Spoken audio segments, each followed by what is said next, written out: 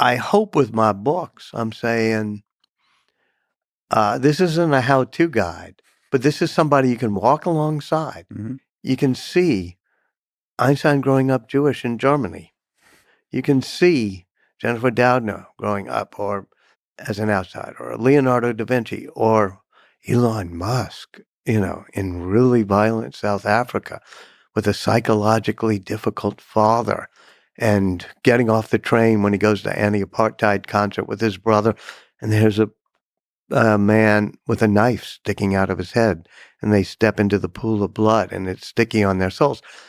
This causes, scars that last the rest of your life. And the question is not, how do you avoid getting scarred? It's, how do you deal with it? The following is a conversation with Walter Isaacson, one of the greatest biography writers ever, having written incredible books on Albert Einstein, Steve Jobs, Leonardo da Vinci, Jennifer Doudna, Benjamin Franklin, Henry Kissinger, and now a new one on Elon Musk. We talked for hours on and off the mic. I'm sure we'll talk many more times. Walter is a truly special writer, thinker, observer, and human being. I highly recommend people read his new book on Elon. I'm sure there will be short-term controversy, but in the long term, I think it will inspire millions of young people, especially with difficult childhoods, with hardship in their surroundings or in their own minds, to take on the hardest problems in the world and to build solutions to those problems, no matter how impossible the odds. In this conversation, Walter and I cover all of his books and use personal stories from them to speak to the bigger principles of striving for greatness in science, in tech, engineering, art, politics, and life. There are many things in the new Elon book that I felt are best saved for when I speak to Elon directly again on this podcast, which will be soon enough. Perhaps it's also good to mention here that my friendships, like with Elon, nor any other influence like money, access, fame, power will ever result in me sacrificing my integrity. Ever. I do like to celebrate the good in people, to empathize and to understand, but I also like to call people out on their bullshit with respect and with compassion. If I fail due to a lack of skill, not a lack of integrity. I'll work hard to improve. This is the Lex Fridman podcast. To support it, please check out our sponsors in the description. And now, dear friends, here's Walter Isaacson. What is the role of a difficult childhood in the lives of great men and women, great minds? Is it a requirement? Is it a catalyst? Or is it just a simple coincidence of fate? Well, it's not a requirement. There's some people with happy childhoods who do quite well. But it certainly is true that a lot of really driven people are driven because they're harnessing the demons of their childhood. Even Barack Obama's sentence in his memoirs, which is, I think every successful man is either trying to live up to the expectations of his father or live down the sins of his father. And for Elon, it's especially true because he had both a violent and difficult childhood and a very psychologically problematic father. He's got those demons dancing around in his head. And by harnessing them, it's part of the reason that he does riskier, more adventurous, wilder things than maybe I would ever do. You've written that Elon talked about his father and that at times it felt like mental torture, the interaction with him during his childhood. Can you describe some of the things you've learned? Yeah, well, Elon and Kimball would tell me that, for example, when Elon got bullied on the playground and one day was pushed down some concrete steps and had his face pummeled so badly that Kimball said, I couldn't really recognize him. And he was in the hospital for almost a week. But when he came home, Elon had to stand in front of his father, and his father berated him for more than an hour and said he was stupid and took the side of the person who had beaten him. That's probably one of the more traumatic events of Elon's life. Yes, and there's also Veld School, which is a sort of paramilitary camp that young South African boys got sent to.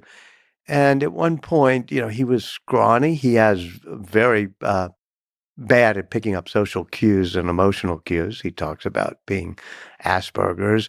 And so he gets traumatized at a camp like that. But the second time he went, he'd gotten bigger. He had shot up to almost 6 feet and he'd learned a little bit of judo.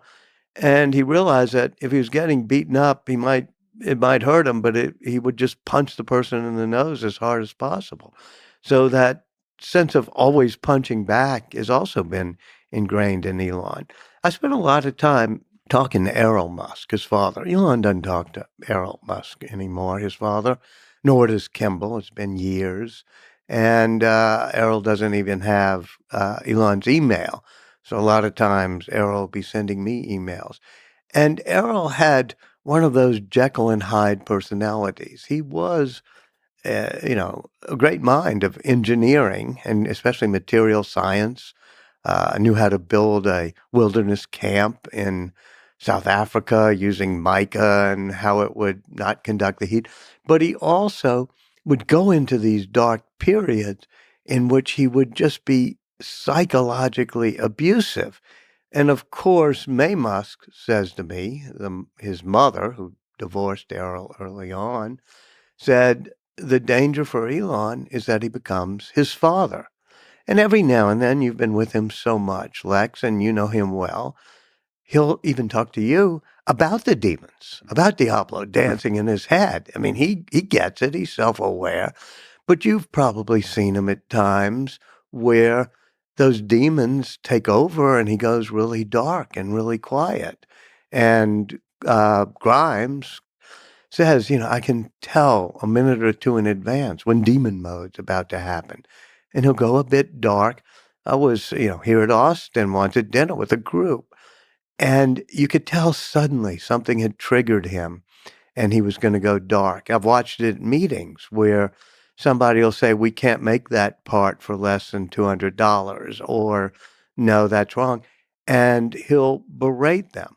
And then he snaps out of it. And as you know that too, the huge snap out where suddenly he's showing you a Monty Python skit on his phone and he's joking about things.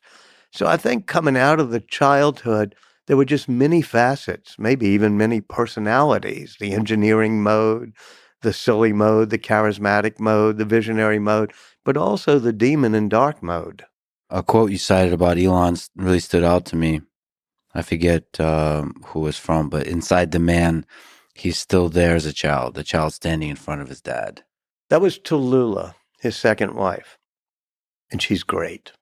She's an English actress. They've been married twice, actually. And Tallulah said that's just him from his childhood. He's a drama addict. Kimball says that as well. And I asked why, and Tallulah said, for him, love and family are kind of associated with those psychological torments. And in many ways, he'll channel. I mean, Tallulah would be with him in 2008 when the company was going back, or whatever it may have been, or later.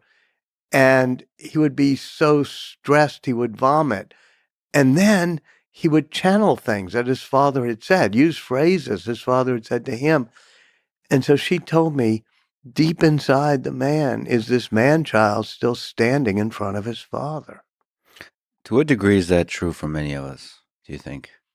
I think it's true, but in many different ways. I'll say something personal, which is I was blessed, and perhaps it's a bit of a downside too, with the fact that I had the greatest father you could ever imagine, and mother. They were the kindest people you'd ever want to meet. I grew up in a magical place in New Orleans. My dad was an engineer, an electrical engineer, and, he was always kind. Perhaps I'm not quite as driven or as crazed. I don't have to prove things. So I get to write about Elon Musk. I get to write about, Einstein or Steve Jobs or Leonardo da Vinci, who, as you know, was totally torn by demons and had different difficult childhood situations, not even legitimized by his father. So sometimes those of us who are lucky enough to have really gentle, sweet childhoods, we grow up with fewer demons, but we grow up with fewer drives, and we end up maybe being Boswell and not being Dr. Johnson. We end up being the observer, not being the doer. And so I always respect those who are in the arena. I don't, Mhm. you know, You don't see yourself as a man in the arena. I've had a gentle, sweet career, and I've got to cover really interesting people. But I've never shot off a rocket that might someday get to Mars. I've never moved us into the era of electric vehicles. I've never stayed up all night on the factory floor.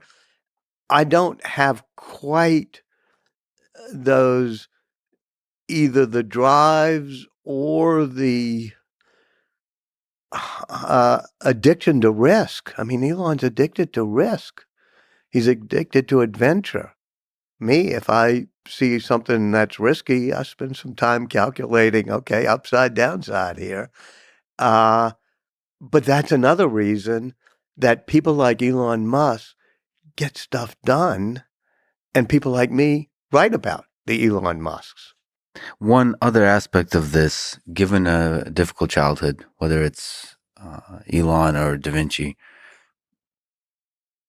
I wonder if there's some wisdom, some advice almost that you can draw, that you can give to people with difficult childhoods. I think all of us have demons, even those of us who grew up in a magical part of New Orleans with sweet parents. Yes. And we all have demons. And rule one in life is harness your demons. Know that you're ambitious or not ambitious, or you're lazy or whatever.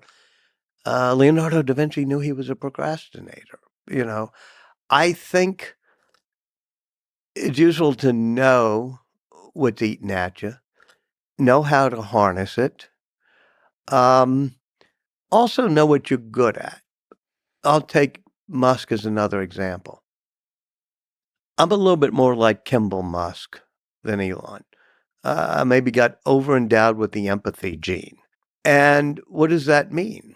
Well, it means that I was okay when I ran Time Magazine. It was a group of about 150 people on the editorial floors, and I knew them all, and we had a jolly time. When I went to CNN, I was not very good at being a manager or an executive of an organization. I cared a little bit too much that people didn't get annoyed at me or uh, mad at me. And Elon said that about John McNeil, for example, who was president of Tesla. It's in the book. I talked to John McNeil a long time, and he says, Elon just would fire people, be really rough on people. He didn't have the empathy for the people in front of him. And Elon says, yeah, that's right. And John McNeil couldn't fire people. He cared more about pleasing the people in front of him than pleasing the entire enterprise or getting things done. Being overendowed with a desire to please people can make you less tough of a manager. And that doesn't mean there aren't great people who are overendowed. Ben Franklin, overendowed with the desire to please people. The worst criticism of him from John Adams and others was that he was insinuating, which kind of meant he was always trying to get people to like him. Uh, but that turned out to be a good thing. When they can't figure out the big state, little state issue at the Constitutional Convention, when they can't figure out the Treaty of Paris, whatever it is, he brings people together, and that is his superpower. So to get back to the lessons you asked, and the first was harness your demons.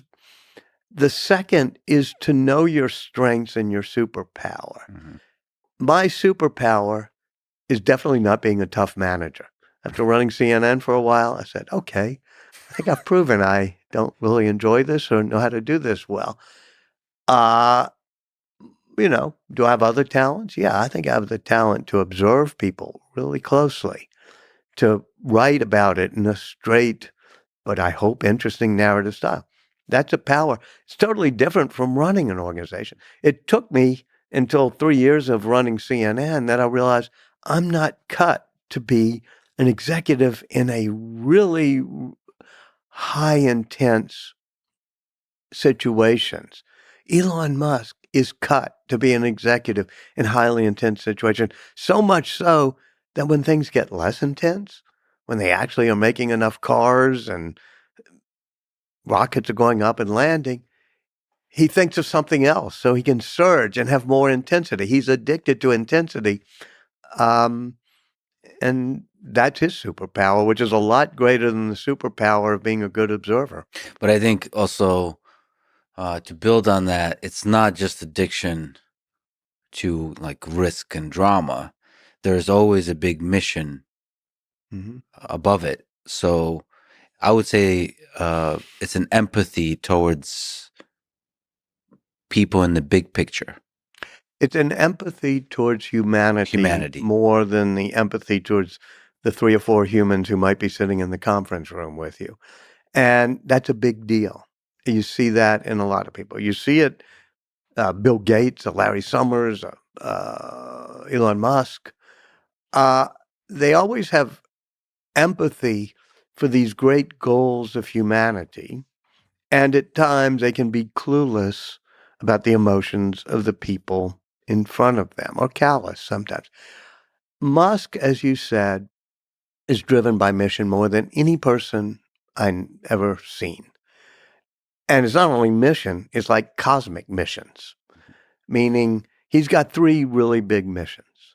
One is to make humans a spacefaring civilization, make us multiplanetary, or get us to Mars. Number 2 is to bring us into the era of sustainable energy, to bring us into the era of electric vehicles and solar roofs and battery packs. And third is to make sure that artificial intelligence is safe and is aligned with human values. And every now and then I'd talk to him and we'd be talking about Starlink satellites or whatever, or he would be pushing the people in front of him at SpaceX and saying, if you do this, we'll never get to Mars in our lifetime. And then he would give the lecture how important it was for human consciousness to get to Mars in our lifetime.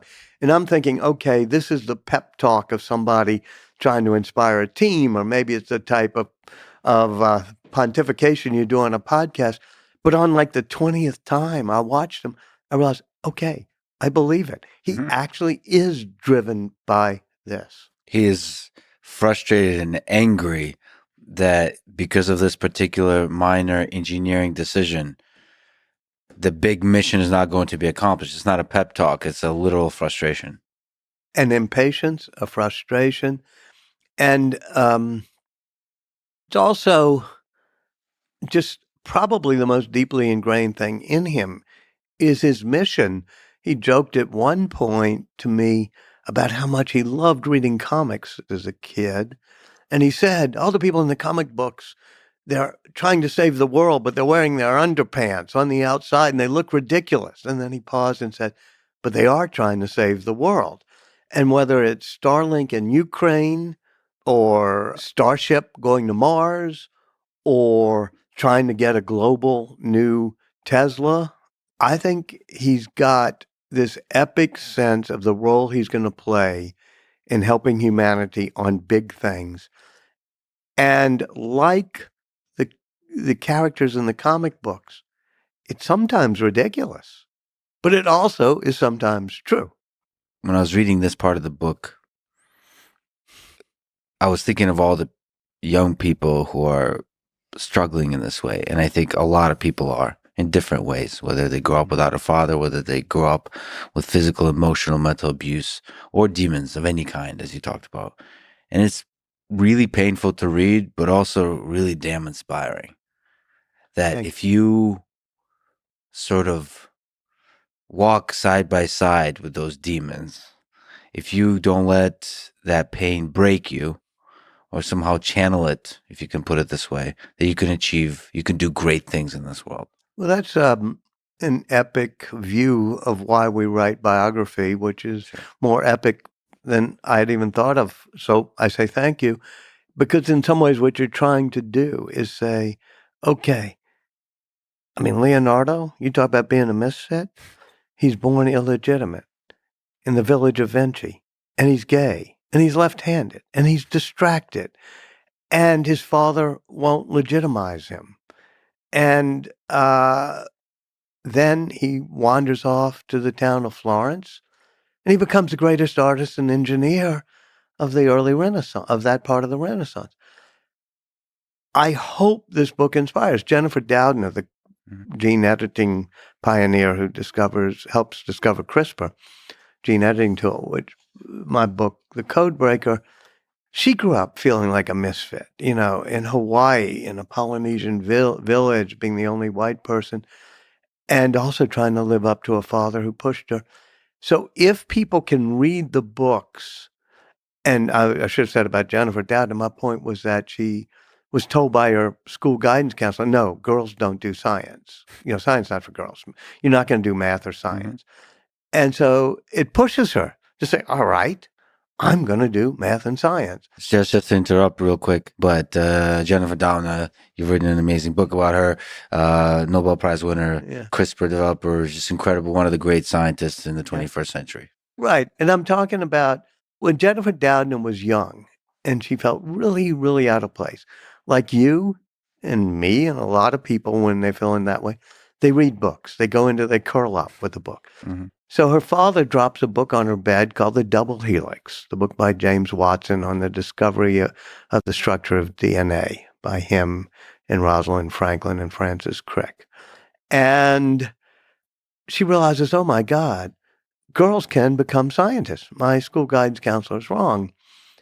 So I think books, like she read this book, and even if it's a comic books like Elon Musk read, books can sometimes inspire you.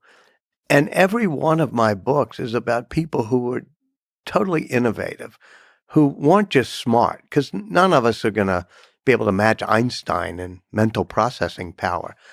But we can be as curious as he was and creative and think out of the box the way he did.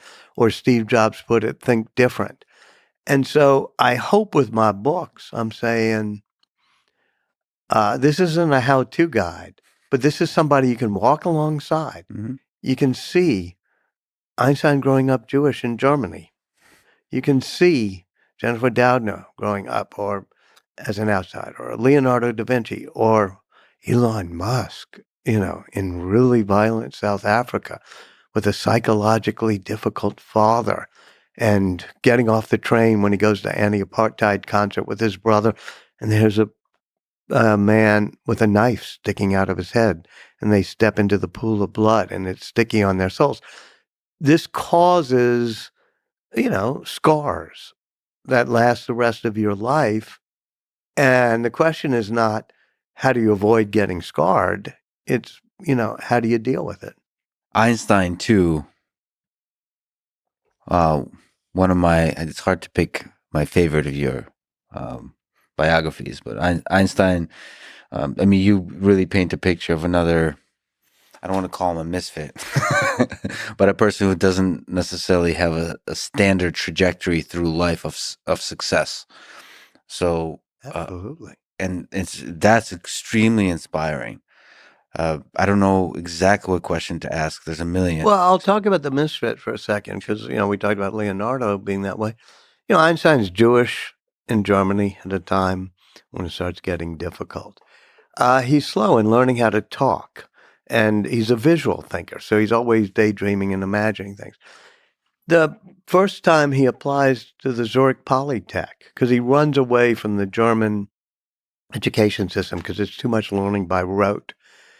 He gets rejected by the Zurich Polytech. Now, it's the second best school in Zurich, and they're rejecting Einstein. I tried to find, but couldn't, the name of the admissions counselor at the Zurich Polytech. Yeah. Like, you rejected Einstein? And then he doesn't finish in the top half of his class. And once he does, and he goes to graduate school, they don't accept his dissertation, so he can't get a job. He's not teaching it. He even tries about 14 different high schools, gymnasium, to get a job, and they won't take him. So he's a third-class examiner in the Swiss Patent Office in 1905. Third class because they've rejected his doctoral dissertation, and so he can't be second class or first class because he doesn't have a doctoral degree. And yet he's sitting there on the stool in the patent office in 1905 and writes 3 papers that totally transform science. And if you're thinking about being misunderstood or unappreciated, in 1906, he's still a third-class patent. In 1907, he still is. It takes until 1909 before people realize that this notion of the theory of relativity might be correct and it might upend all of Newtonian physics. How is it possible for 3 of the greatest papers in the history of science to be written in 1 year by this one person? Is there some insights, wisdoms you draw? Plus, he had a day job as a patent examiner. Right. And there's really 3 papers, but there's also an addendum, because once you figure out quantum theory and then you figure out relativity and you're understanding Maxwell's equations and the speed of light, he does a little addendum. That's the most famous equation in all of physics, which is E equals mc squared. So it's a pretty good year. It partly starts because he's a visual thinker, and I think it was helpful that he was at the patent office rather than being the acolyte of some professor at the academy where he was supposed to follow the rules. And so at the patent office, they're doing devices to synchronize clocks because the Swiss have just gone on standard time zones, and Swiss people, as you know, tend to be rather, Swiss. They care if it strikes the hour in Basel, it should do the same in Bern at the exact instant. So you have to send a light signal between 2 distant clocks. And he's visualizing what's it look like to ride alongside a light beam. He says, well, if you catch up with it, if you go almost as fast, it'll look stationary. But Maxwell's equations don't allow for that. And he said, it was making my palms sweat that I was so worried. And so he finally figures out, because he's looking at these devices to synchronize clocks, that if you're traveling really, really fast, what looks synchronous to you or synchronized to you is different than for somebody traveling really fast in the other direction. Yes. And he makes the mental leap that that the speed of light's always constant, but time is relative depending on your state of motion. So it was that type of out-of-the-box thinking, those leaps, that made 1905 his miracle year. Likewise with Musk. I mean, after General Motors and Ford, everybody gives up on electric vehicles, to just say, I know how we're going to have a path to change the entire trajectory of the world into the era of electric vehicles. And then when he comes back from Russia, where he tried to buy a little rocket ship so he could send a experimental greenhouse to Mars, and they were poking fun of him and actually spit on him at one point in a drunken lunch. This is very fortuitous, because on the ride back home on the plane, on the Delta Airlines flight, he's like doing the calculations of how much materials, how much metal, how much fuel, how much would it really cost? And so he's visualizing things that other people would just say is impossible. It's what Steve Jobs' friends called the reality distortion field, and it drove people crazy. It drove them mad, but it also drove them to do things they didn't think they would be able to do. You said visual thinking. I wonder if you've seen parallels of the different styles and kinds of thinking that that operate the minds of these people. So, is there parallels you see between Elon, Steve Jobs, Einstein, Da Vinci, specifically in how they think? I think they were all visual thinkers, perhaps Visual. coming from slight handicaps as children, meaning, Leonardo was left-handed and a little bit dyslexic, I think. And certainly Einstein had echolalia. He would repeat things. He was slow in learning to talk. So I think visualizing helps a lot. And with Musk, I see it all the time when I'm walking the factory lines with him or in product development, where he'll look at, say, the heat shield under the Raptor engine of a Starship booster. And he'll say, why does it have to be this way? Couldn't we trim it this way or make it, or even get rid of this part of it? And he can visualize the material science. There's small anecdotes in my book, but at one point he's on the Tesla line and they're trying to get 5,000 cars a week in 2018. Mm-hmm. It's a life or death situation. And he's looking at the machines that are bolting something to the chassis. And he insists that that Lars Moravy, one of his great lieutenants, come, and they have to summon him. And he says, "Why are there 6 bolts here?" And Lars and others explain, well, for the crash tests or anything else, the pressure would be in this way, so you have to. And they were blah, blah, blah, blah, blah. And he said, no, if you visualize it, you'll see if there's a crash, the force would go this way and that way. And it could be done with 4 bolts. Now, that sounds risky, and they go test it and they engineer it, but it turns out to be right. I know that seems minor, but I could give you 500 of those, where in any given day, he's visualizing the physics of an engineering or manufacturing problem. That sounds pretty mundane. But for me, if you say, what makes him special? There's a mission-driven thing. I give you a lot of reasons. But one of the reasons is he cares not just about the design of the product, but visualizing the manufacturing and of the product, the machine that makes the machine. And that's what we failed to do in America for the past 40 years. We outsource so much manufacturing. I don't think you can be a good innovator if you don't know how to make the stuff you're designing. And that's why Musk puts his designer's desk right next to the assembly lines in the factories, so that they have to visualize what they drew as it becomes the physical object. So understanding everything from the physics all the way up to the software, so like end to end. Well, having an end-to-end control is important. Certainly with Steve Jobs. I'm looking at my iPhone here. It's a big deal. That hardware only works with Apple software. And for a while, the iTunes store, it only worked, so he has an end-to-end that makes it like a Zen garden in Kyoto, very carefully curated, but a thing of beauty. For Musk, when he first was at Tesla, and before he was the CEO, when he was just the executive chairman and basically the finance person funding it, they were outsourcing everything. They were making the batteries in Japan, and the battery pack would be at some barbecue shop in Thailand, and then sent to the Lotus factory in England to be put into a Lotus Elise chassis. And that was a nightmare. You did not have end-to-end control of the manufacturing process. So he goes to the other extreme. He gets a factory in Fremont from Toyota, and he wants to do everything in-house. The software in-house, the painting in-house, the battery. He makes his own batteries. And I think that end-to-end control is part of his personality. I mean, but it's also what allows Tesla to be innovative. Yeah, I got to see and understand in detail one example of that, which is the development of the brain of the car in autopilot, going from Mobileye to in-house building the autopilot system to basically getting rid of all sensors that are not rich in data to make it AI friendly, sort of saying that we can do it all with vision. And like you said, removing some of the bolts. So sometimes it's small things, but sometimes it's really big things, like getting rid of radar. Well, vision only, getting rid of radar is huge. And everybody's against it. Everybody, and they're still fighting it a bit. They're still trying to do a next generation, some form of radar.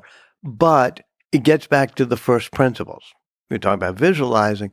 Well, he starts with the first principles. And the first principles of physics involve things like, well, humans drive with only visual input. They don't have radar. They don't have LiDAR. They don't have sonar. And so there is no reason in the laws of physics that make it so that vision only won't be successful in creating self-driving. Now, that becomes an article of faith to him, and he gets a lot of pushback. But now, and he's, by the way, not been that successful in meeting his deadlines of getting self-driving. He's way too optimistic. But it was that first principles of get rid of unnecessary things. Now, you would think LiDAR, why not use it? Like, why not use a crutch? It's like, yeah, we can do things vision only, but when I look at the stars at night, I use a telescope too. Well, you could use LiDAR, but you can't do millions of cars that way at scale. At a certain point, you have to make it not only a good product, but a product that goes to scale. And you can't make it based on maps like Google Maps because it'll never be able to, then drive from New Orleans to Slidell where I want to go when it's too hot in New Orleans. Take, for example, full self-drive. He has been obsessed with what he calls the robo-taxi. Mhm. We're going to build the next generation car without a steering wheel, Mhm. without pedals, because it's going to be full self-drive. You just summon it. You won't need to drive it. Well, over and over again, all these people I've told you about, Lars Moravy and Drew Baglino and others, they're saying, okay, fine, that sounds really good, but, it ain't happened yet. We need to build a $25,000 mass market global car that's just normal with a steering wheel. And yeah, he finally turned around a few months ago and said, let's do it. And then he starts focusing on how's the assembly line going to work? How are we going to do it? And make it the same platform for robo-taxi so you can have the same assembly line.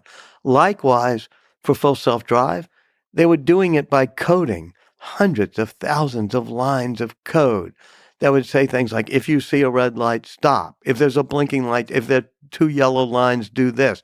If there's a bike lane, do this. If there's a crosswalk, do that. Well, that's really hard to do.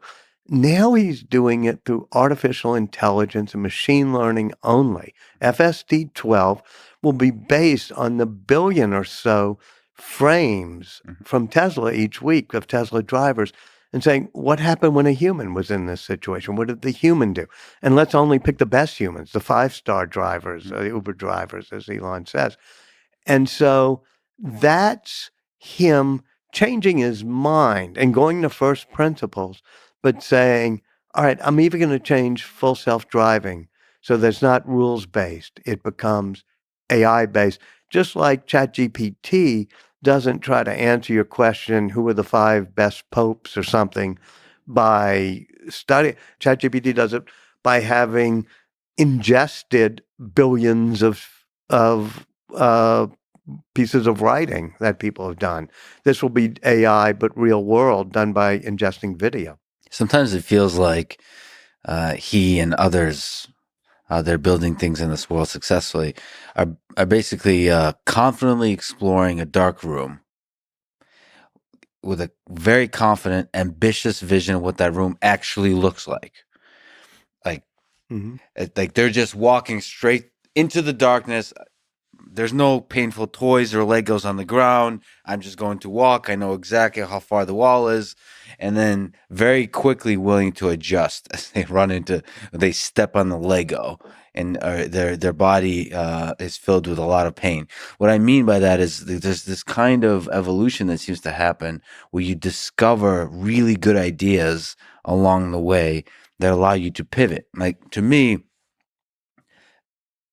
since since a few years ago, when you could see with Andrej Karpathy the software 2.0 evolution of autopilot, it became obvious to me that this is not about the car. This is about Optimus, the robot. This is like, if we look back 100 years from now, the car will be remembered as a cool car, nice transportation, but the autopilot won't be the thing that controls the car. It will be the thing that allows embodied AI systems to understand the world. So broadly. And so that kind of approach, and you kind of stumble into it. Will Tesla be a car company? Will it be an AI company? Will it be a robotics company? Will it be a home robotics company? Will it be an energy company? And you kind of slowly discover this as you confidently uh, like push forward with a vision. So it's interesting to watch that kind of evolution as long as it's backed by this confidence. There are a couple of things that are required for that. One is being adventurous. One doesn't enter a dark room without a flashlight and a map, unless you're a risk taker, unless you're adventurous. The second is to have iterative brain cycles where you can process information and do a feedback loop and make it work. The third, and this is what we fail to do a lot in the United States and perhaps around the world, is when you take risks, you have to realize you're going to blow things up.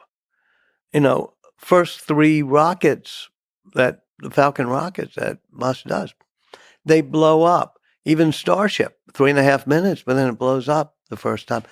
So I think Boeing and NASA and others have become unwilling to enter your dark room without knowing exactly where the exit is and the lighted path to the exit. And the people who created America, whenever they came over, whether the Mayflower is refugees from the Nazis, they took a lot of risks to get here. And now I think we have more referees than we have risk takers, more lawyers and regulators and others saying you can't do that, that's too risky, than people willing to innovate. And you need both.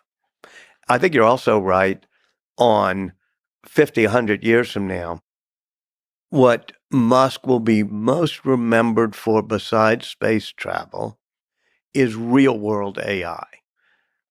Not just Optimus the robot, but Optimus the robot and the self-driving car. They're pretty much the same. They're using GPU clusters or dojo chips or whatever it may be to process real world data. We all got, and you did on your podcast, quite excited about large language model, generative predictive text AI. That's fine, especially if you want to chit chat with your chat bot. But the holy grail is artificial general intelligence. And the tough part of that is real world AI. And that's where Optimus the robot or full self-drive are, I think, far ahead of anybody else. Well, I like how you said chit chat. I would say for one of the greatest writers ever, it's funny that you spoke about language and the mastery of languages as merely chit chat. People have fallen in love over some words. People have gone to wars over some words. I think words have a lot of power. It's actually an interesting question where the wisdom of the world, the wisdom of humanity, is in words or is it in visual? In visual, is it in the physical? I don't really. It's in mathematics. Maybe it all boils down to math, and in the end, this kind of discussion about real world AI versus language is all the same. Maybe I've gotten a chance to hang out quite a bit in the metaverse with Mr. Mark Zuckerberg recently, and boy, is the realism in there. The new, like the thing that's coming up in the future is incredible. I got scanned in Pittsburgh for 10 hours into the metaverse, and there's like a virtual version of me, and I got to hang out with that virtual version. Do you like yourself? Well, I never liked myself, but it was easier to like that other guy. That was interesting. I was like you? He didn't seem to care much. That's the lack of the empathy gene.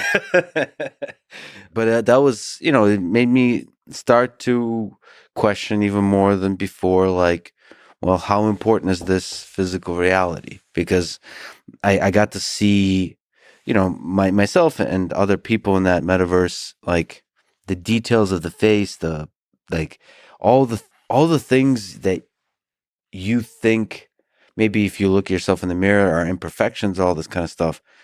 When I was looking at myself and at others, all of those things were beautiful. And it was like, it was real and it was intense and it was scary because you're like, well, are you allowed to murder people in the metaverse?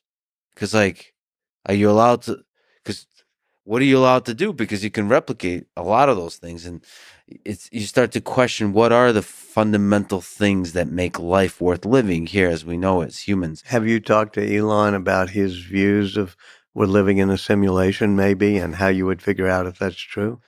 Yes, there's a constant lighthearted but also a serious sense that this is all a bit of a game. One of my theories on Elon, a minor theory, is that he read Hitchhiker's Guide to the Galaxy once too often. And, and as you know, there's a scene in there that says that there's a theory about the universe that if anybody ever discovers the secrets of meanings of the universe, it will be replaced by an even more complex universe. And then the next line Douglas Adams writes is, and there's another theory that this has already happened. Yeah. So I'm not trying to get my head around that, but I know that Elon Musk tries to. Well, there's a humor to that. There's an enormous humor to Hitchhiker's Guide. And I really think that helped Musk out of the darkest of his periods to have sort of the sense of fun of figuring out what life is all about. I wonder if this is a small aside we could say, just having gotten to know Elon very well, like the silliness, the willingness to engage in the absurdity of it all and have fun. What is that? What is that? Is that just a quirk of personality, or is that a fundamental aspect of a human who's running 6+ companies? Well, it's a release valve, just like video games and Polytopia and Elden Ring are release valves for him. And he does have an explosive sense of humor, as you know. And the weird thing is when he makes the abrupt transition from dark demon mode and you're in a conference room and he has really become upset about something.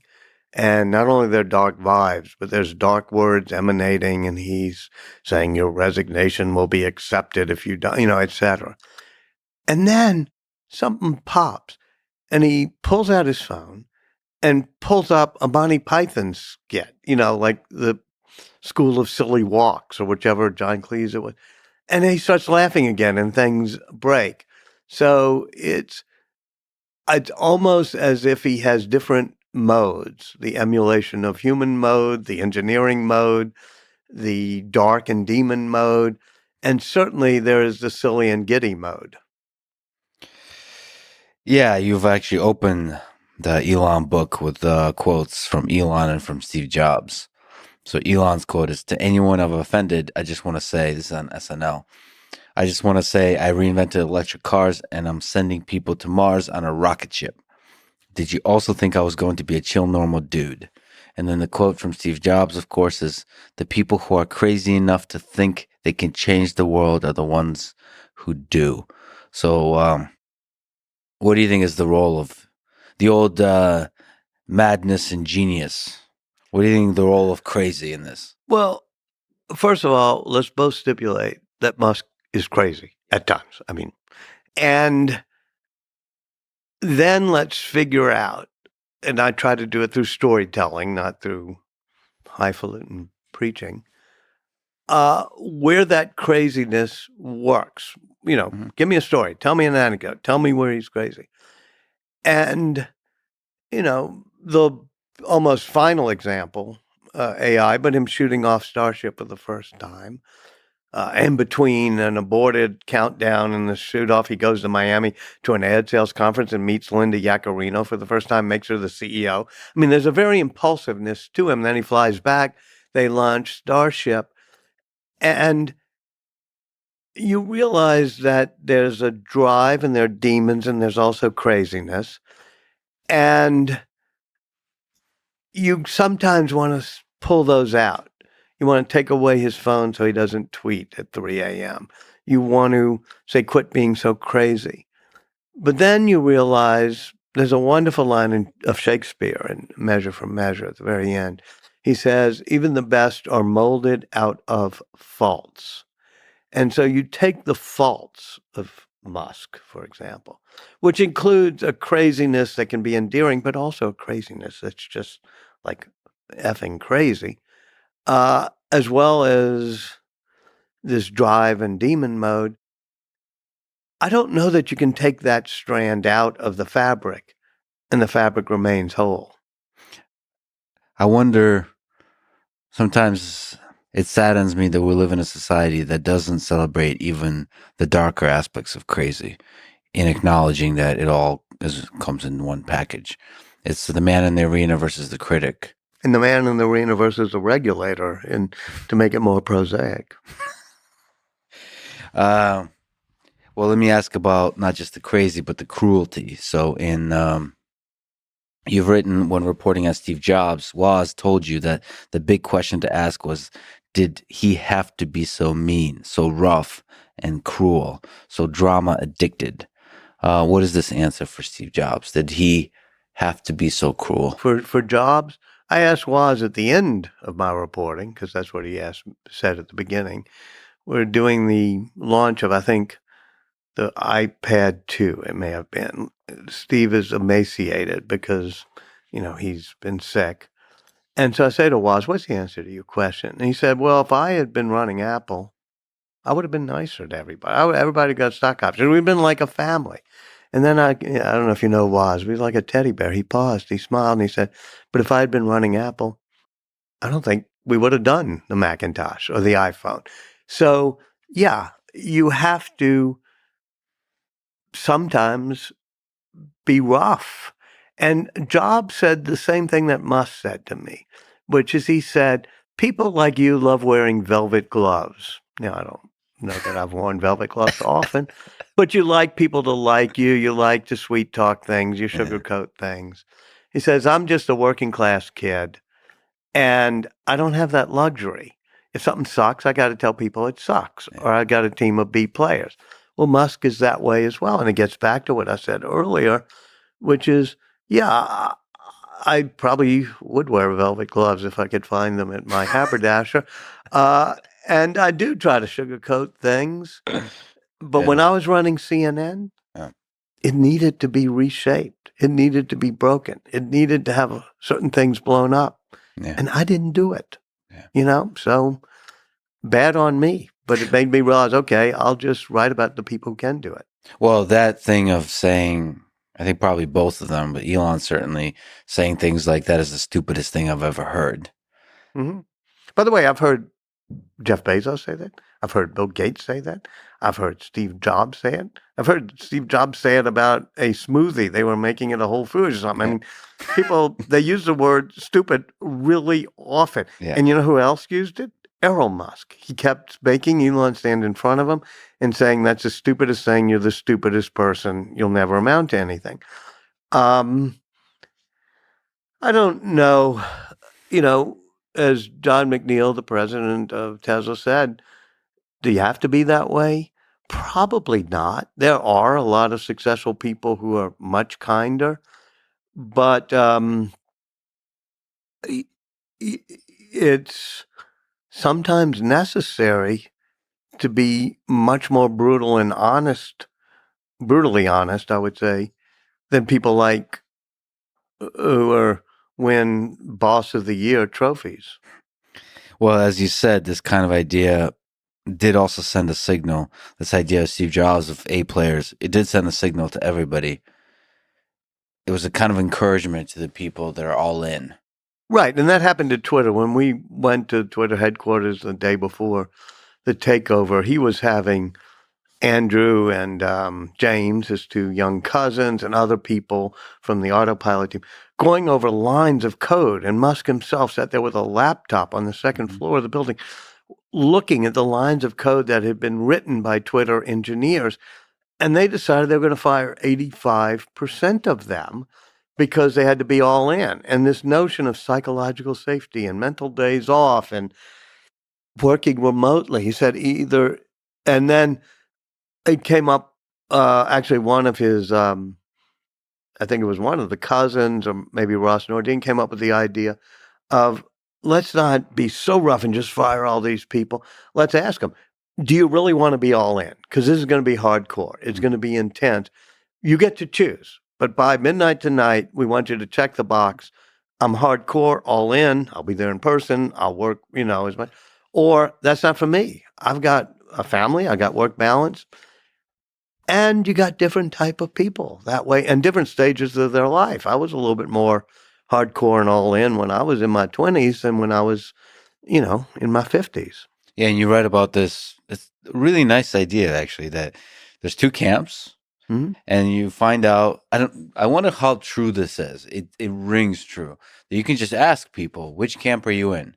Are you the kind of person that prides themselves, that enjoy staying up till 2 a.m. programming or whatever, or do you see the value of quote unquote work-life balance, all this kind of stuff.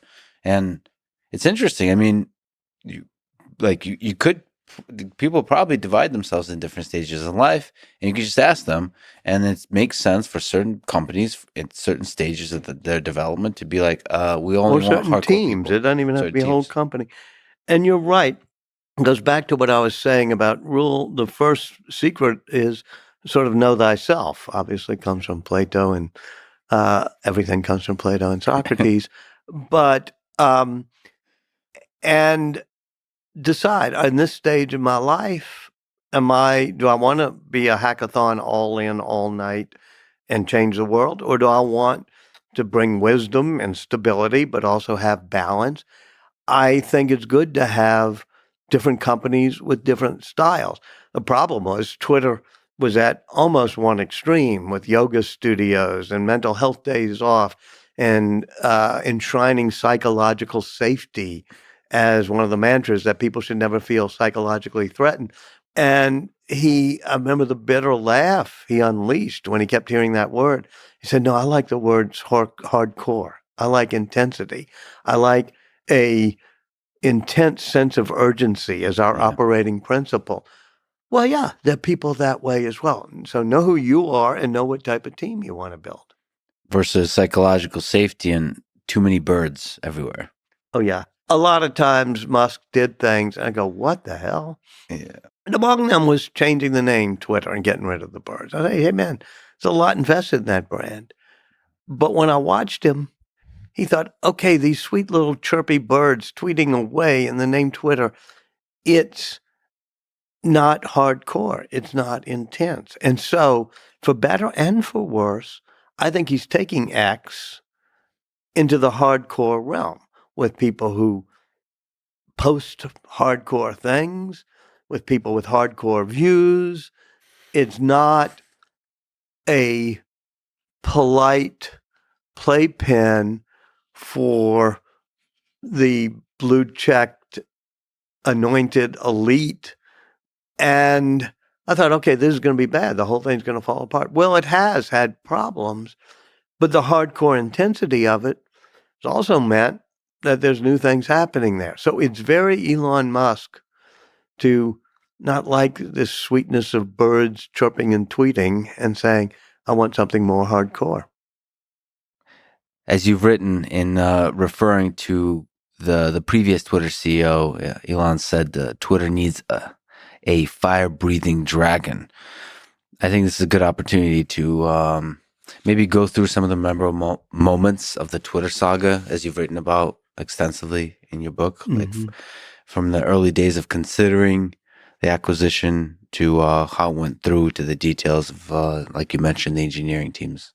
Well, at the beginning of 2022, he was riding high. But as we say, he's a drama addict. He doesn't like to coast. And, Tesla sold 1 million vehicles. I think 33 boosters, Falcon 9s have been shot up and landed safely in the past few months. And he was the richest person on Earth and Times Person of the Year. And yet he said, I'm still want to put all my chips back on the table. I want to keep taking risks. I don't want to savor things. He had sold all of his houses. So he starts secretly buying shares of Twitter. January, February, March, becomes public at a certain point. He has to declare it. And we were here in Austin at Gigafactory on the mezzanine. And he was trying to figure out, well, where do I go from here? And at that time, this early April, they were going to offer him a board seat. And he was going to do a standstill agreement and stop at 10% or something. And I remember, we were standing around. It was Luke Nozick, whom you know well, Ken Howry, some of his friends on that mezzanine here. And all afternoon and then late into the evening at dinner is like, should we do this? And I didn't say anything. I'm just the observer. But everybody else is saying, excuse me, why do you want to own Twitter? And Griffin, his son, joined at dinner. And May, for some reason, was in town. And like everybody says, no, we don't use Twitter. Why would you do that? And May said, well, I use Twitter. And it's almost like, okay, the demographics are people my age or May's age. And so it looked like he wasn't going to pursue it. They offered him a board seat, and then he went off to Hawaii to Larry Ellison's house, which he sometimes uses. He was meeting a friend, Angela Bassett, an actress. And instead of enjoying 3 days of vacation, he just became supercharged and started firing off text messages, including the fire-breathing dragon one. I think, he used that phrase a few times, that Parag wasn't the person who was going to take Twitter to a new level. And then by the time he gets to Vancouver, where Grimes meets him, they stay up all night playing Elden Ring. He was doing a TED Talk. And then at 5:30, he finishes playing Elden Ring and sends out that, "I've made an offer." Even when he comes back, people are trying to intervene and say, "Excuse me, why are you doing it?" And so it was a rocky period between late April and October when the deal closed. And people ask me all the time, "Well, did he want to get out of the deal?" I said, "Which Elon are you talking about at what time of day?" Yeah. Because there'll be times in the morning when he'd say, "Oh, the Delaware court's going to force me to do it. It's horrible." Talk to his lawyers. "You can win this case. Get me out of it." He met here in Austin with 3 or 4 investment bankers, Blair Efron at Centerview, Bob Steele at Perella Weinberg, and they offered him options. "Do you want to get out? Do you want to stay in? Do you want to reduce the price?" And I think he was mercurial. There were times he would text me or say to me, "This is going to be great. It's going to be the accelerant to do X.com the way we thought about 20 years ago." And so it's not until they finally tell him at the beginning of October, right when Optimus the robot is being unveiled in California, actually, that the lawyers say, "You're not going to probably win this case, but better go through with the deal." And by then, he's not only made his peace with it, he's kind of happy with it at times. Eventually, the deal is going to close on I think, a Friday morning. I have it in the book. And we're there on Thursday, and he's wandering around looking at the Stay Woke T-shirts and psychological safety lingo they're all using. And he and his lawyers and bankers hatched a plan to do a flash close. And the reason for that was if they closed the deal after the markets had closed for the day, and he could send a letter to Parag and 2 others, firing them, quote, "for cause," and this will be something the courts will have to figure out, then he could save $200 million or so. And it was both the money, but for him a matter, I won't say of principle, but of, hey, they misled me about the numbers. I got forced into doing it. So I'm gonna try this jujitsu maneuver and be able to get some money out of them. Then when he takes over, it's kind of a wild scene. Him trying to decide in 3 different rounds how to get the staff down to 15% of what it was. Him deciding on Christmas Eve after he'd been at a meeting where they told him we can't get rid of that Sacramento server farm because it's needed for redundancy. And he says, "No, it's not." And he's flying here to Austin. And young James says, "Why don't we just do it ourselves?" He turns the plane around. They land in Sacramento and he pulls them out himself. So it was a manic period. We should also say that underneath of that, there was a running desire to, or a consideration to perhaps start a new company, to build a social media company from scratch. Well, Kimball wanted to do that. And Kimball here at a wonderful restaurant in Austin at lunch is like, "Hey, why are you buying Twitter? Let's start one from scratch and do it on the blockchain."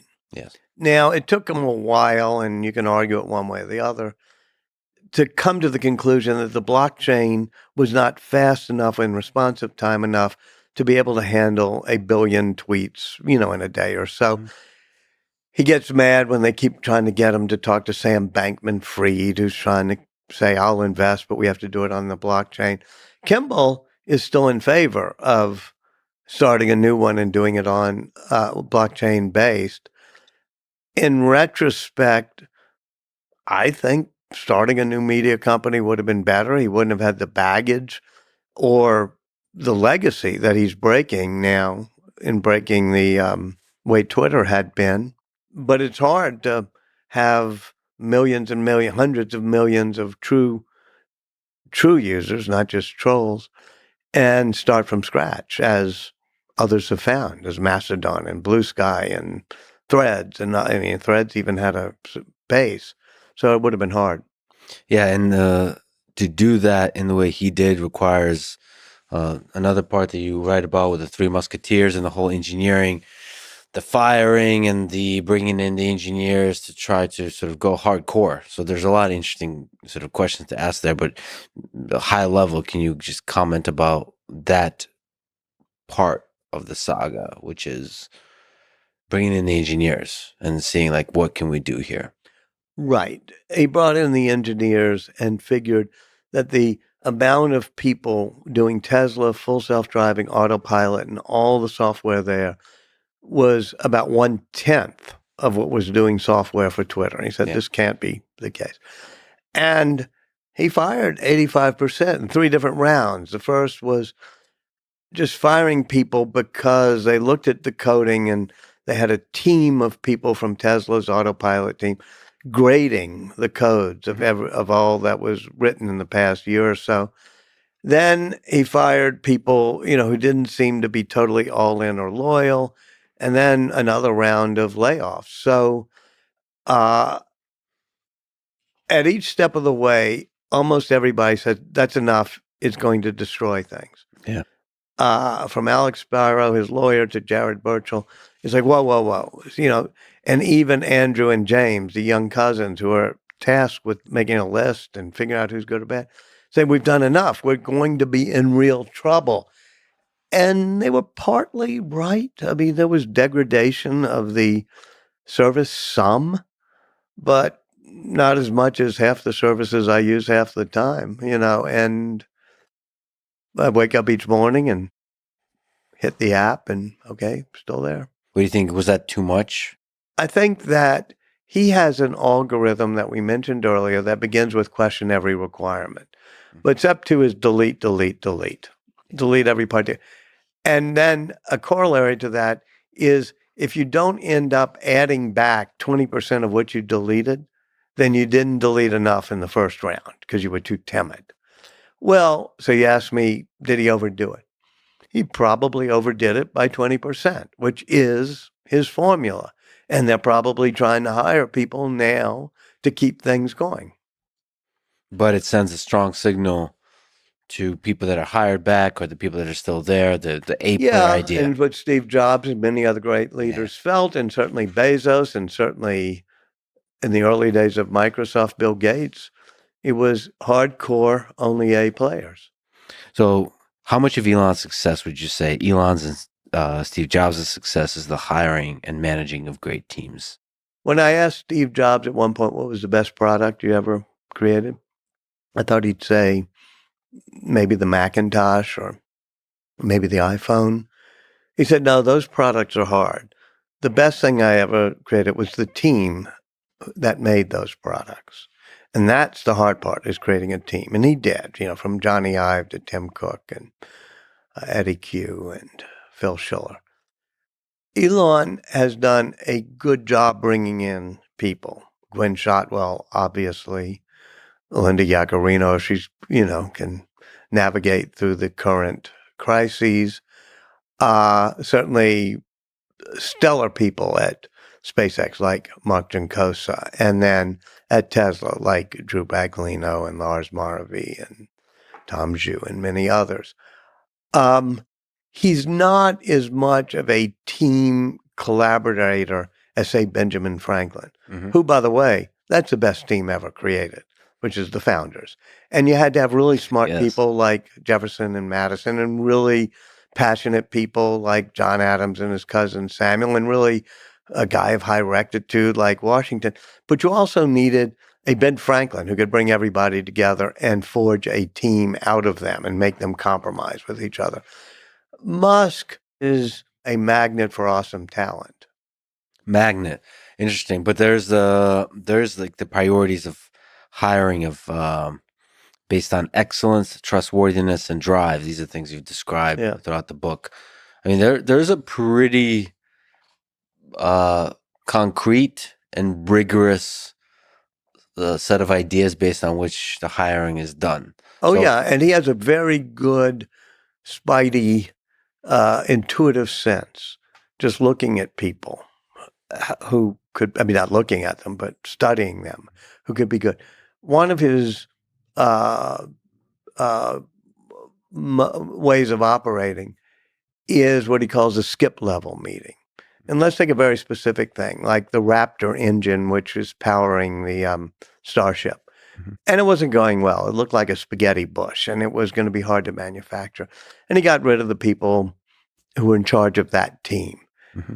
And I'll remember that he spent a couple of months doing what he calls skip level, which means instead of meeting with his direct reports on the Raptor team, he would meet with the people one level below them. And so he would skip a level and meet with them. And he said, and I just ask them what they're doing, and I drill them with questions. And he said, and this is how I figure out who's going to emerge. He said it was particularly difficult. I was sitting in those meetings because people were wearing masks. It was during the height of COVID. Mm-hmm. And he said it made it a little bit harder for him because he has to get the input. But I watched as a young kid, dreadlocks, named Jacob McKenzie, he's in the book, is sitting there, and he's a bit like you. Engineering mindset, speaks in a bit of a monotone. Mm-hmm. Musk would ask a question, and he would give an answer, and the answer would be very straightforward, and he didn't, get rattled. He was like this. And Musk said one day, called him up at 3 a.m., well, I won't say 3 a.m., but after midnight, said, "You still around?" And yeah, Jake said, "Yeah, I'm still at work." And he said, "Okay, I'm going to make you in charge of the team building Raptor." And that was like a big surprise. But Jacob McKenzie has now gotten a version of Raptor, and they're building them at least one a week, and they're pretty awesome. And that's where his talent, Musk's talent, for finding the right person and promoting them, that's where it is. And promoting it in a way where it's like, here's the ball, here, catch. Yeah, yeah. And you run with it. I've interacted with quite a few folks from even just the Model X, the all throughout, where people, on paper don't seem like they would be able to run the thing, and they run it extremely successfully. And he does it wrong sometimes. He's had a horrible track record with the solar roof division. Wonderful guy named Brian Dow. I really liked him. And when they were doing the battery factory surge in Nevada, Musk got rid of 2 or 3 people, and there's Brian Dow. Can do. Stays up all night, and he gets promoted and runs it. And so finally Musk goes through 2 or 3 people running the solar roof division. Finally calls up Brian Dow. I was sitting in Musk's house in Boca Chica, that little tiny 2-bedroom he has, and he offers Brian Dow the job of running solar roof. And, Brian there, okay, can do. And 2 or 3 times Musk insisted that they install a solar roof in one of those houses in Boca Chica. This is this tiny village at the south end of Texas.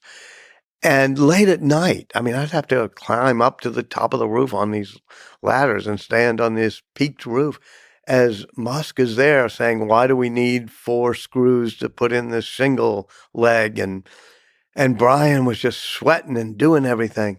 But then after a couple of months, it wasn't going well, and boom, Musk just fired him. So I always try to learn, what is it that makes those who stay thrive? What's the lesson there? What do you think? Well, I think it's self-knowledge, like an Andy Krebs or others. They say, I am hardcore. I really want to get a rocket to Mars, and that's more important than anything else.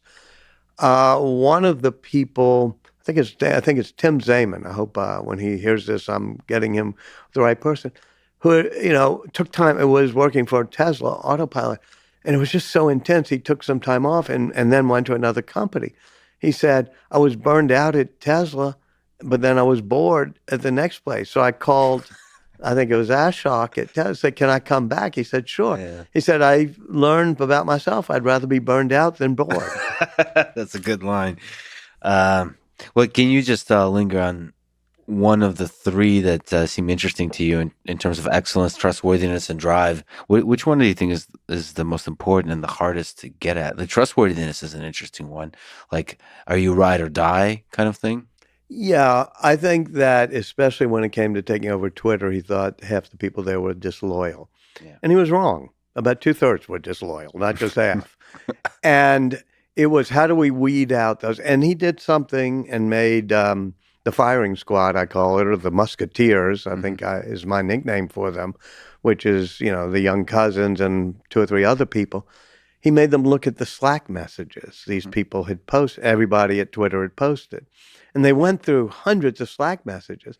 So if anybody posted on the internal Slack, that jerk Elon Musk is going to take over, and I'm afraid that he's a maniac or something, they would be on the list because they want all in loyal.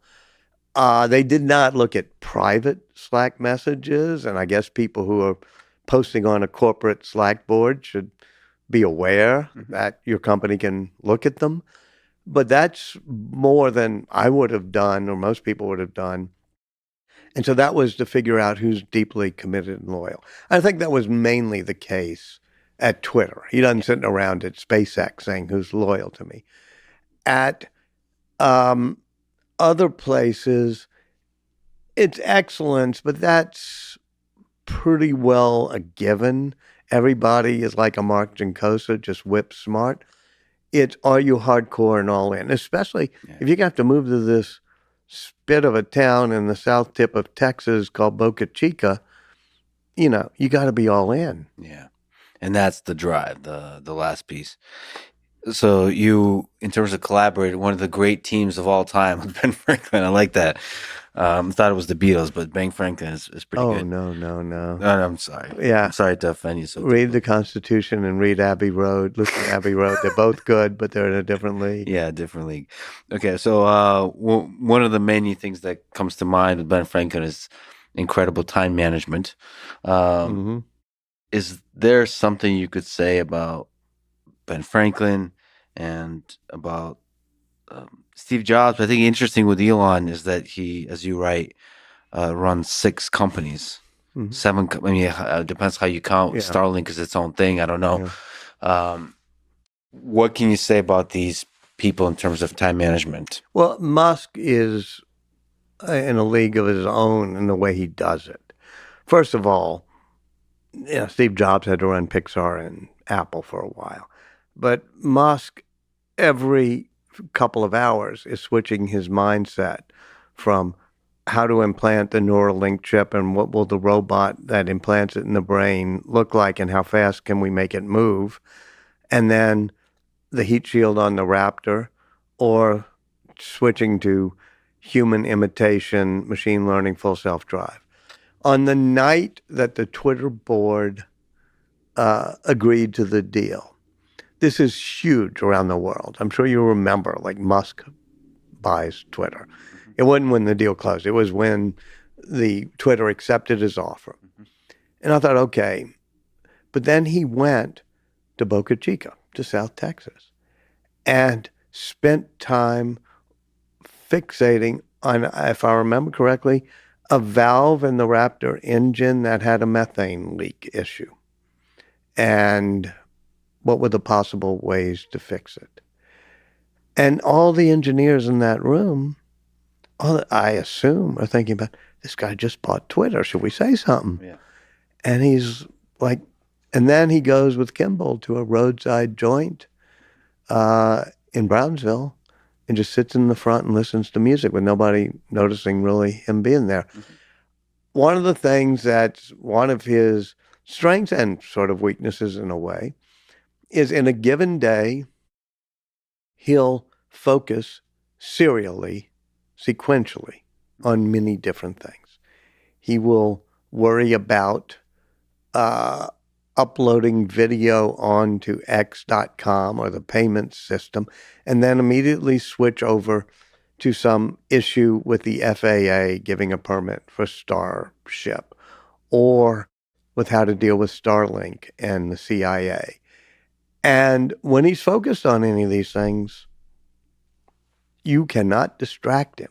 And it's not like he's also thinking about, I'm dealing with Starlink, but I've got to also worry about the Tesla decision on the new $25,000 car. Now, he'll, in between these sessions, process information, then let off steam. And for better or worse, he lets off steam by either playing a friend in Polytopia or fire off some tweets, which is often not a healthy thing. But it's a release for him. And he doesn't, I once said he was a great multitasker, and that was a mistake. People corrected me. He's a serial tasker, which means focuses intensely on a task for an hour. Almost has a, what do they call it at restaurants where they give you a palate cleanser. Yeah. He does some palate cleanser with Polytopia, Yeah. and then focuses on the next task. I mean, is there some wisdom about time management that you can draw from that? There's some things that these people do, and you say, okay, I can be that way. I can be more curious. I can question every rule and regulation. I just don't think anybody should try to emulate Musk's time management style, because it takes a certain set of teams who know how to deal with everything else other than the thing he's focusing on, and a certain mind that can shift, just like his moods can shift. You and I go through transitions, and also if I'm thinking about what I'm going to say on this podcast, I'm also thinking about the email my daughter just sent about a house that she's looking, and I'm multitasking. He doesn't actually do that. He single tasks sequentially with a focus that's hardcore. I don't know. I think there's wisdom to draw from that. To like, first of all, Ben Franklin makes me feel that way. That there's a lot of hours in the day. Mm-hmm. There's a lot of minutes in the day. Like, there's no excuse not to get a lot done, and it requires just an extreme focus, focus, and like an urgency. I think the fierce urgency that drives him is important. And it's sometimes ginned up.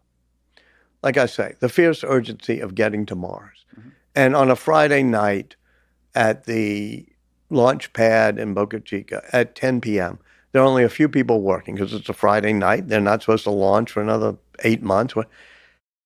And he orders a surge. He says, I want 200 people here by tomorrow working on this pad.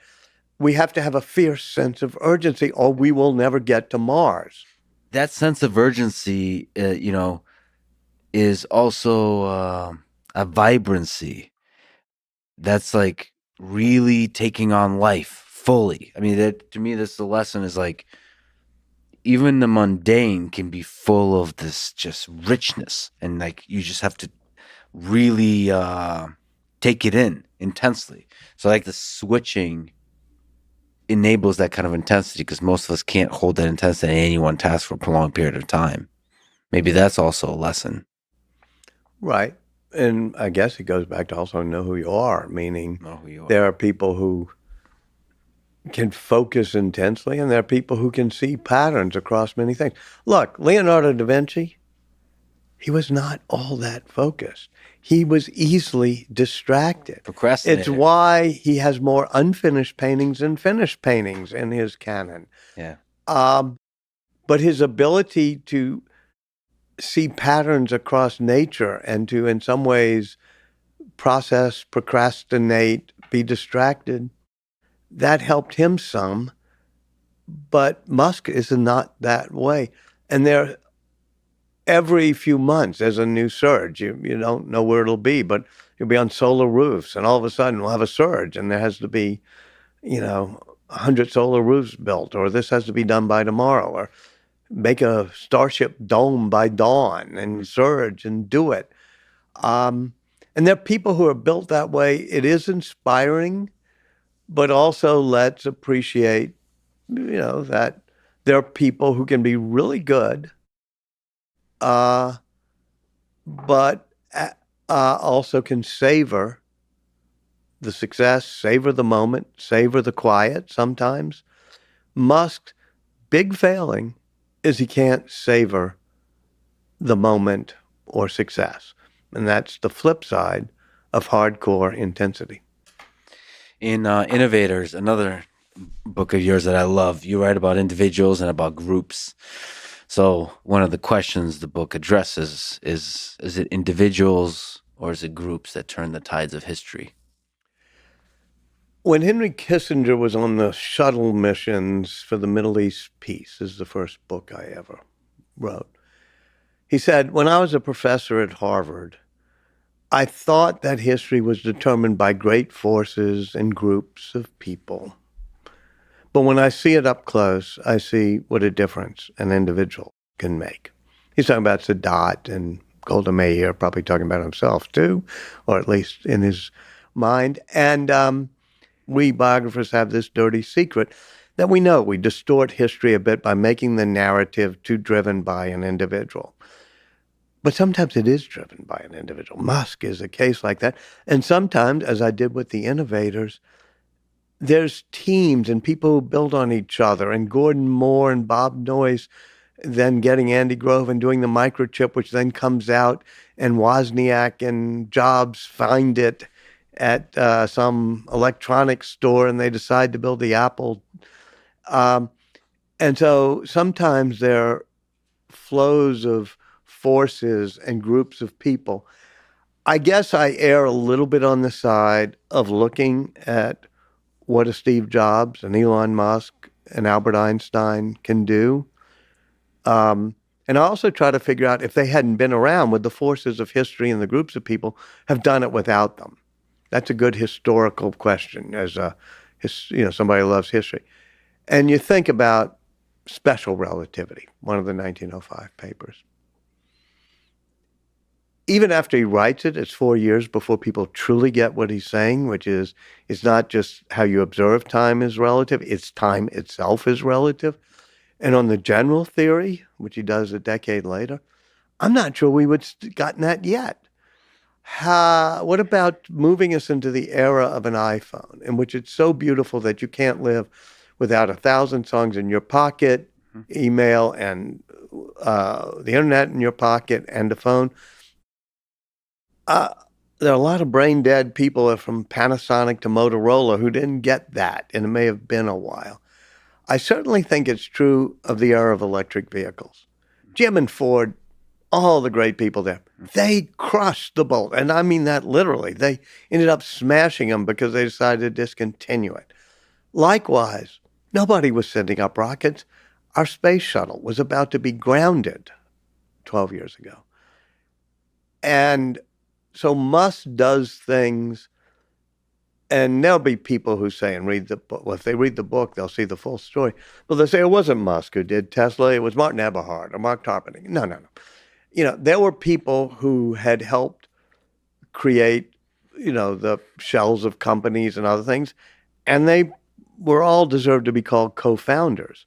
But the guy who actually gets us to 1 million electric vehicles a year is Elon Musk. And without him, I don't think look, if anybody 5 years from now buys a car that's gasoline powered, we'll think, that's quaint, that's odd. Mm-hmm. I mean, suddenly we've changed. We're not going to do it. 90% of that is Elon Musk. We're all mortal.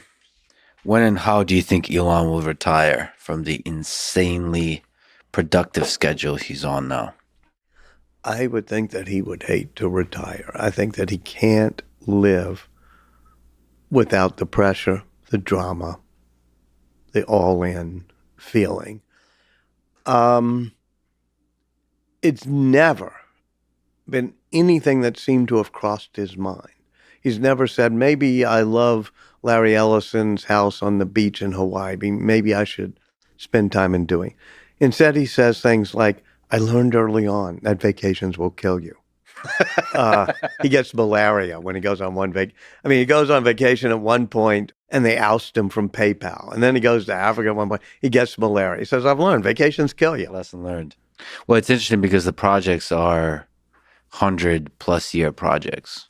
many of these. One of the weird things is watching him think incredibly long term.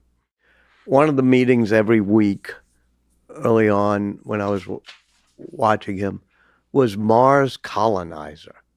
And we did through a 2-hour meeting about what would the governance structure be on Mars? What would people wear? How would the robots work? Mm-hmm. And would there be democracy, or should there be a different form of governance? And I'm sitting there saying, what are they doing? What are they talking about? I mean, they're trying to build rocket ships and everything else.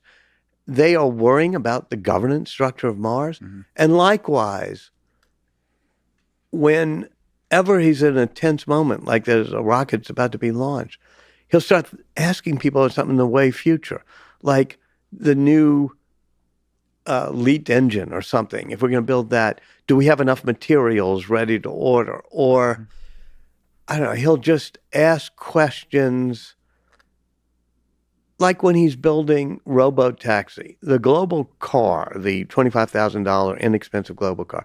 That's not a total passion. He was talked into doing that. Mm-hmm. His passion is Robotaxis.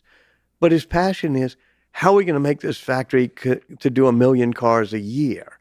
Mm-hmm. So even the Robotaxi is a longer range vision. I mean, he's been touting it since 2016, but, we're not. There are no Robotaxis. I mean, there's Waymo maybe doing a little experiments, but there's not cars being manufactured without steering wheels that are going to take over the highways. Yet, so he's always looking way into the future, is my point. I just hope that there's a lot of Da Vinci's and Steve Jobs's and Einstein's and Elon Musk's that carry the flame forward. That's one of the reasons you write books about these people, is so that if you're a young woman in a school where you're not being told to do science and you read The Codebreaker about Jennifer Doudna, you say, okay, I can be that. And when you say, oh, maybe I'll be a regulator, or you say, oh, no, maybe I'll be the person who pushes the boundaries, who pushes the lines, who pushes, as Steve Jobs said, the human race.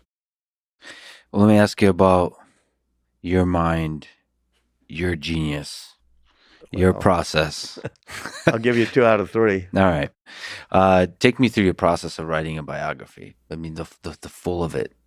And not just writing a biography, but understanding deeply, which your books have done, for the human story and like the bigger ideas underlying the human story. So you've written biographies both of individuals, which are hardly individuals. Mm-hmm. It's a really big, complex picture. And biographies of ideas that involve individuals. Well, step one for me is trying to figure out how the mind works. What causes Einstein to make that leap for Elon Musk to say stainless steel while he's looking at a carbon fiber rocket? Or how do you make the mental leap? Because I write about smart people, but smart people are a dime a dozen. They don't usually amount to much. You have to be creative, imaginative, to think different, as Jobs would say. And so what makes people creative? What makes them take imaginative leaps? That's the key question you got to ask. You also ask the questions like you've asked earlier, which is what demons are jangling in their head and how do they harness them into drives? So you look at all that and you try to observe really carefully the person. One of the more mundane things I do is a lot of writers try to give you a lot of their opinions and preach or whatever. As I said, this mentor said 2 types come out, preachers, storytellers. Be a storyteller. I try, whenever I'm trying to convey a thought, there's 6 magic words that I almost should have written on a card pinned above my desk, which is, let me tell you a story. So if somebody says, how does Elon Musk figure out good talent, as you did, I think, well, let me tell you the story. I'll tell you the story of Jake McKenzie. Mm-hmm. Or This is not something I invented. I mean, this is the way the good Lord does it in the Bible. I mean, it has the best opening lead sentence ever, in the beginning, comma, and then it's stories. And secondly, to pick up on that lead sentence in the beginning, make it chronological. Mm-hmm. Everybody in the 40th year of their life has grown from the 39th year and the 38th year. And so you want to show how people evolve and grow. I had the greatest of all nonfiction narrative editors, Alice Mayhew at Simon Schuster, who, among other things, created All the President's Men with Woodward and Bernstein.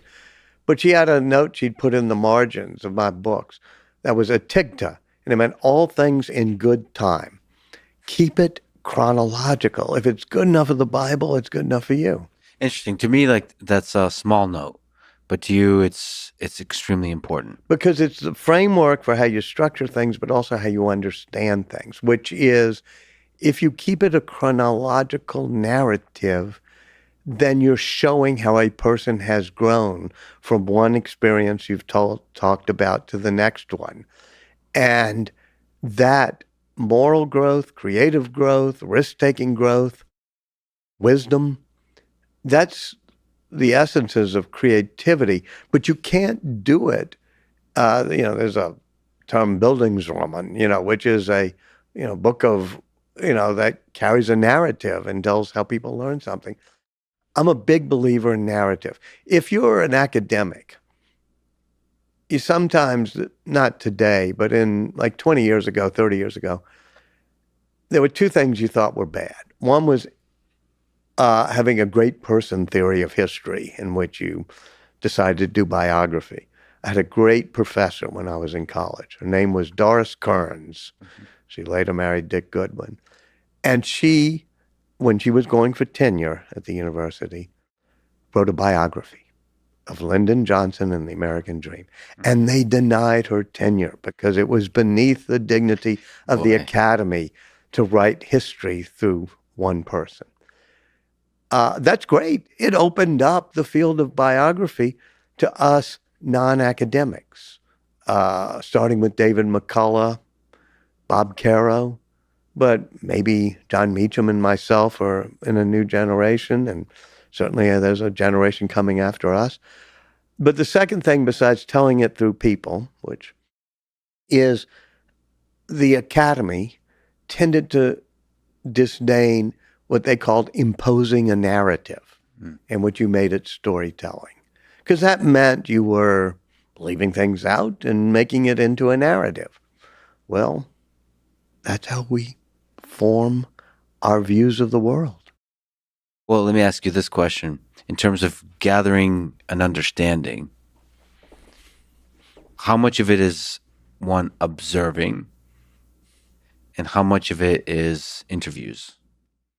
Yeah, and obviously depends on the subject. I mean, with Ben Franklin, it's all based on archives. And of course, we have 40 volumes of letters he wrote. That was the good old days when every day you'd write 20 letters.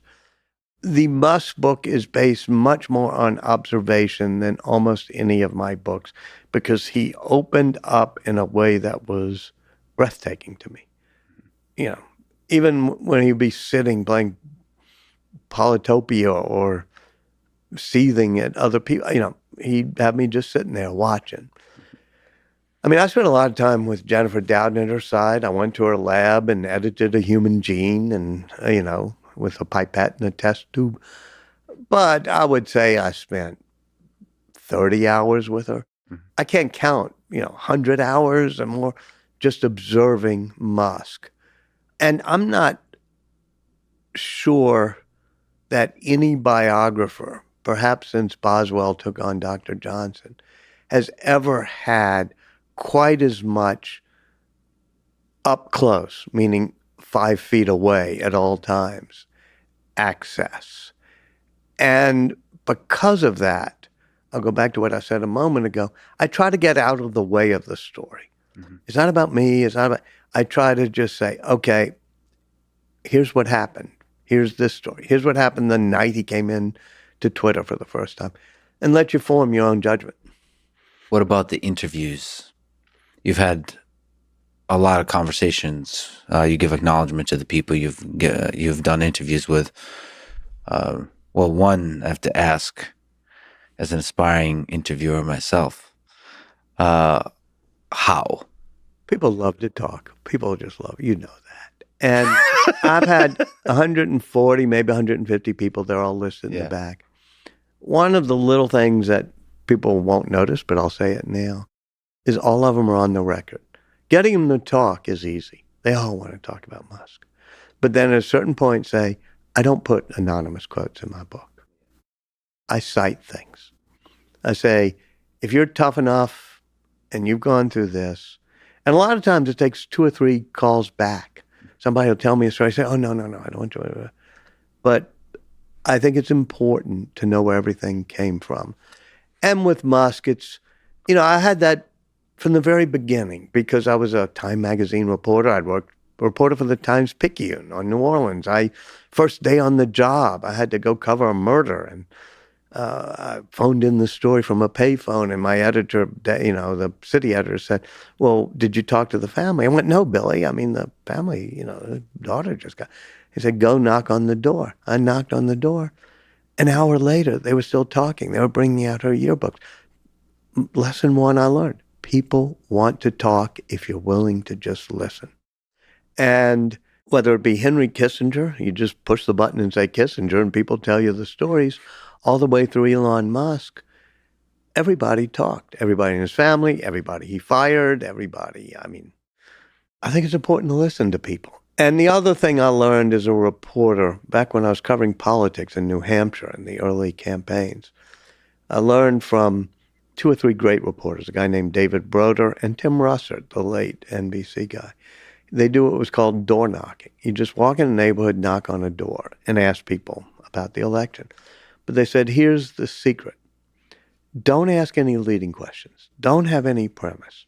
Just say, hey, I'm trying to figure out this election. What's going on? What do you think? Mm-hmm. And then stay silent. With Musk, a third secret. You know this well. He'll go silent at times. Sometimes a minute, 2 minutes, 4 minutes. Mm-hmm. Don't try to fill the silences. If you're a listener, you got to learn, okay, he's not saying anything for 4 minutes. I can outlast him. It's tough. As humans, it's very tough. Respecting the silence is really, really difficult. Mm-hmm. Speaking of demons, when there's silence, all the demons show up in my head. Oh, dear. The fear, I think, is if I don't say anything, is boring, and if I say something, it's going to be stupid. And that the basic engine that just keeps running, not on the podcast, but also in human interaction. And so I think there's that nervous energy when interacting with people. You can never go wrong by staying silent if there's nothing you have to say. Not something I've mastered, but I do, when I'm a reporter, try to master that, which is don't ask complex questions. Don't interject. And when somebody hasn't fully answered the question, don't say, well, let me, just stay silent. And then they'll keep talking. Just give them a chance to keep talking. Yeah. Even if they've kind of finished, you're still. Sometimes if they haven't given you enough, instead of following up, I'll just nod and keep waiting. You're making it sound simple. Is there a secret to getting people to open up more? I'm somewhat lucky because, I started off working for a daily newspaper, and people back then, they wanted to talk to the newspaper reporter. But you also have a way about you. Like, I feel like you have like a cowboy in a saloon. Like, you just kind of want to talk. Like, there's a draw I don't know. I don't know what it is. Maybe I don't know if it's developed or you're born with it, but it feels like I want to tell you a story of some sort. Good. Tell me a story. A couple things. I did learn to be more quiet. I'm sure I know when I was younger, or even I'll see videos of me at, at news things where I'm always trying to interject a question. And so you learn to be quieter sometimes. I haven't mastered it. I haven't learned it enough. You learn to be naturally curious, many reporters today, when they ask a question, are either trying to play gotcha or trying to get a news scoop or trying to, gig something that can make a lead. And if you actually are curious and you really want to know the answer to a question, then people can tell that you asked it because you want the answer, not because you're playing a game with them. So I'm sure some of them off the record, some of them on the record, you had maybe, just some incredible conversations. I was going to say some of the greatest conversations ever, but who knows? Some of the best conversations ever are probably somewhere in South America between two drunk people that we never get to hear. So I don't know. But is there advice you can give from what you've learned to somebody like me on how to have good conversation, especially when it's recorded? Well, to be actually curious. I mean, every question you've asked me is because I think you actually want to know the answer and you've done your homework. To be open and not to have an agenda. I mean, we all suffer from there being too many agendas in the world today. Yeah, so that's just genuine curiosity. But there's something, when you talk about just one-on-one interaction, whether it's Elon or Steve Jobs, or there's something beautiful about that person's mind. And it feels like it's possible to reveal that, to discover that together efficiently. And that's kind of the goal of a conversation. Well, I mean, look, you're amongst the top podcasters and interviewers, in the world today. You have an earnestness to you. Ben Franklin is the person who taught me, by reading him, the most about on conversation. He wrote a wonderful essay on that. It includes on silence.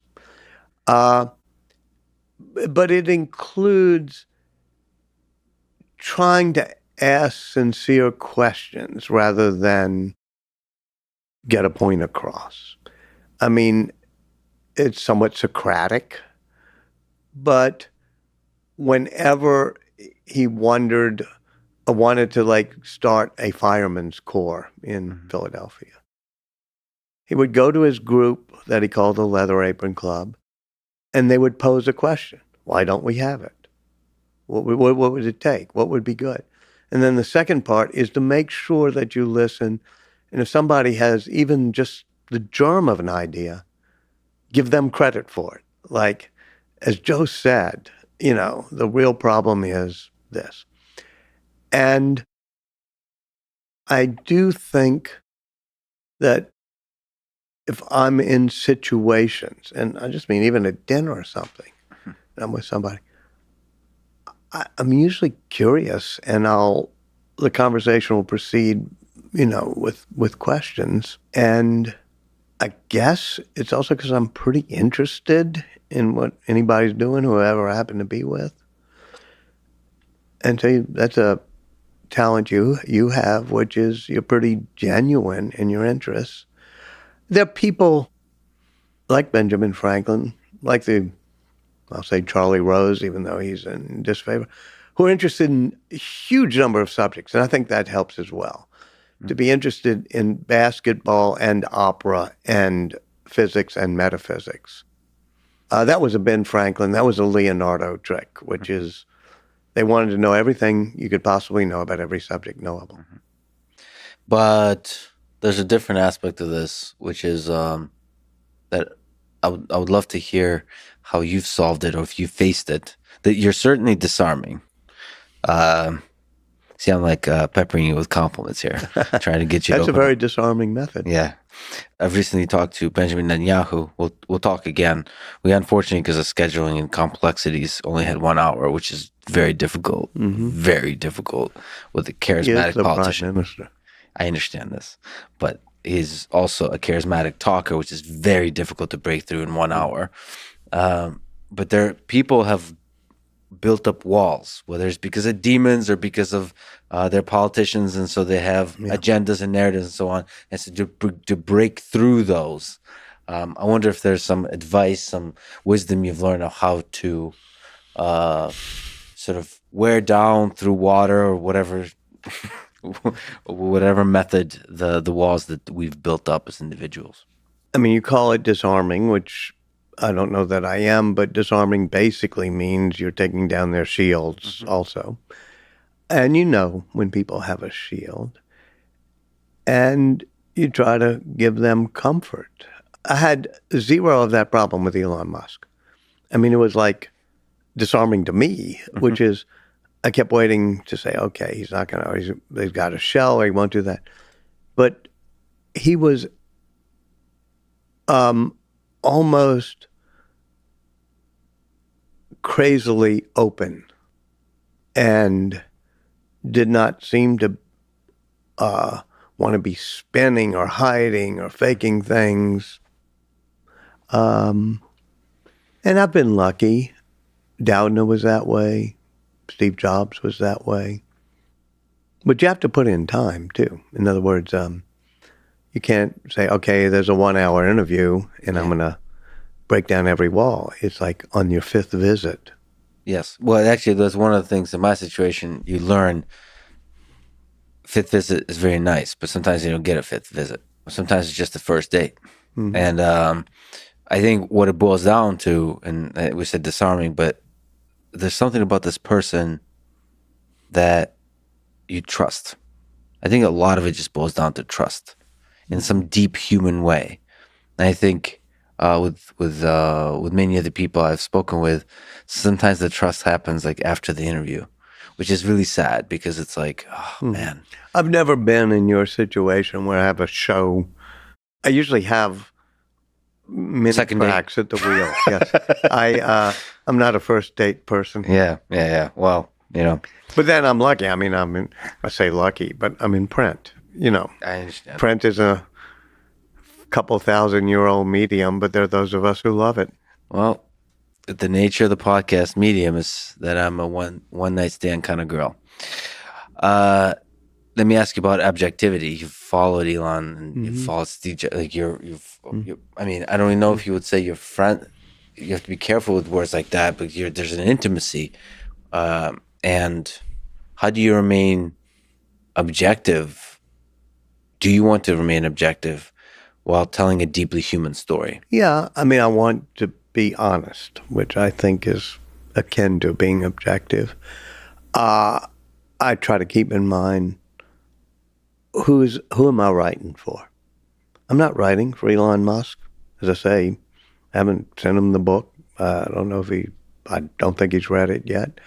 I've got one person I'm writing for, the open-minded reader. And if I can put in a story and say, well, that will piss off the subject or that will really make the subject happy, that's irrelevant, or I try to make that a minor consideration. It's, will the reader have a better understanding because I've put this story in the book? I'm a bit of a romantic. So to me, even your Einstein book had lessons on romance and relationships. Oh, dear. So how important are romantic relationships to the success of great men, great women, great minds? Well, sometimes people who affect the course of humanity have better relationships with humanity than they do with the humans sitting around them. Einstein had 2 interesting relationships with wives. Mileva, his first wife, was a sounding board and helped with the mathematics of the special relativity paper in particular. But he didn't treat her well. I mean, he made her sign a letter that she wouldn't interrupt him. She wouldn't, and finally, when she wanted a divorce, he couldn't afford it because he was still a patent clerk. And so he offered her a deal, which is, I think, totally amazing. He said, one of these days, one of those papers from 1905 is going to win the Nobel Prize. If we get a divorce, I'll give you the money. And That was a lot of money back then, like $1 million now or something. And she's smart. She's a scientist. She consults with a few other scientists, and after a week or so, she takes the bet. Mhm. It's not until, 1919 that he wins his Nobel Prize? And she gets all the money. She buys 3 apartment buildings in Zurich. With his second wife, Elsa, it was more a partnership of convenience. It was not a romantic love, but he knew, and that's sometimes what people need in life, is just a partner.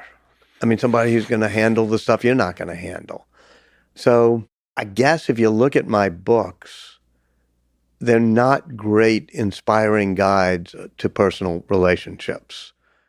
Let me ask you about actually the process of writing itself.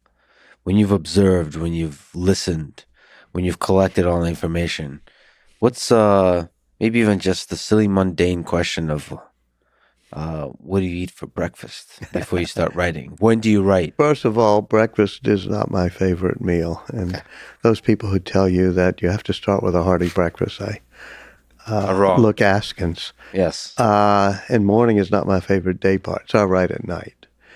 And because I love narrative, it's easy to structure a book, which is I can make a outline that if I printed it out or notes would be 100 pages, but everything's in order. In other words, if there's a Burning Man and he's coming back from Grimes, and then there's a solar roof thing, and then there's something, I put it all in order day by day as an outline. And that disciplines me when I'm starting to write to follow the mantra from Alice Mayhew, my first editor, which is all things in good time. Don't get ahead of the story, don't have to flash back. Mm-hmm. And then after you get it so that it's all chronological, things, then you have to do some clustering. You have to say, okay, we're going to do the decision to do Starship or to build a factory in Texas or to whatever. And then you sometimes have the organizational problem of, and that gets us all the way up to here. Do I keep that in that chapter, or do I wait until later when it's better chronologically? But those are easy. Well, what about the actual process of telling the story? Well, that's the mantra I mentioned earlier, which is whenever I get pause or I don't know how to say something, I just say, let me tell you a story. Yeah. And then I find the actual anecdote, the story, the tale that encompasses what I'm trying to convey. And then I don't say what I'm trying to convey. I don't have a transition sentence that says, Elon sometimes changed his mind so often he couldn't remember whether he had changed his mind. You don't need transition sentences. You just say, all right, here's the point I need to make next. And so you start with a sentence that says, one day in January in the factory in Texas, comma. Well, one of the things I'd love to ask you is for advice for young people. To me, first advice would be to read biographies in the sense because they help you understand of all the different ways you can live a life well lived. But from having written biographies, having studied so many great men and women, what advice could you give to people of how to live this life? Well, I keep going back to the classics and Plato and Aristotle and Socrates. And I guess it's Plato's maxim, but he may be quoting Socrates, that the unexamined life is not worth living. And it gets back to the know thyself and other things, which is you don't have to figure out what is the big meaning of it all, but you have to figure out why you're doing what you're doing. And that requires something that I did not have enough of when I was young, which is self-awareness and examining every motive, everything I do. Where does the examination lead you? Is it to a shift in in life trajectory? I mean, it's not for me sort of, all right, I've now decided, having been a journalist, I'll run a think tank or I'll run a network or I'll write a bio. It is actually something that's more useful on an hourly basis. Like, why am I about to say that to somebody? Or why am I going to do this particular act? What's my true motive here? And also, in the broader sense, to learn, as I did after a couple of years at CNN, I my examination of my life is that I'm not great at running complex organizations. I'm not great as a manager. Given the choice, I'd rather somebody else have to manage me than me have to manage people. But it took me a while to figure that out. And I was probably too ambitious when I was young and at Time magazine. That was when I was green and, oh well, that was when I was in my salad days in Green and Judgment. And it was like chasing the next level at Time Incorporated, whatever it might be. And then one day I caught the brass ring and I became an editor and then the top editor. And after a while, I realized that wasn't really totally what I'm suited to be, especially when I got put in charge of CNN. I mean, all young people are almost by definition in their salad days in Green and Judgment. But you learn what's motivating you, and then you learn to ask, but is that really what I want? Should I be careful of what I'm wishing for? One of the big examinations you can do is the fact that you and everybody dies one day. How much you, Walter Isaacson, think about death? Are you afraid of it? No, and I don't think about it a lot, but I do think about Steve Jobs' let me tell you a story, which is the wonderful Steve Jobs story of, I think after he was diagnosed, but before it was public. And he gave both a Stanford talk, but other things, in which he said, the fact that we are going to die gives you focus and gives you meaning. If you're going to live, and Elon Musk has said that to me, which is a lot of the tech bros out in the Silicon Valley that are looking for ways to live forever. I can think, Musk says, of nothing worse. We read the myth of Sisyphus, and we know how bad it is to be condemned to eternal life. So there was in ancient Greece the person who walked behind the king and said, "Memento mori," remember you're going to die. And it kept people from losing it a bit. Do you think about legacy? The lucky thing about being a biographer is that you kind of know what your legacy is. There's going to be a shelf, and it'll be of interesting people, and you will have inspired a 17-year-old biology student somewhere to be, the next great biochemist, or somebody to start a company like Elon Musk. And what I think more about, I won't say giving back, that's such a trite thing. I moved back to New Orleans for a reason. First of all, the hurricane hit.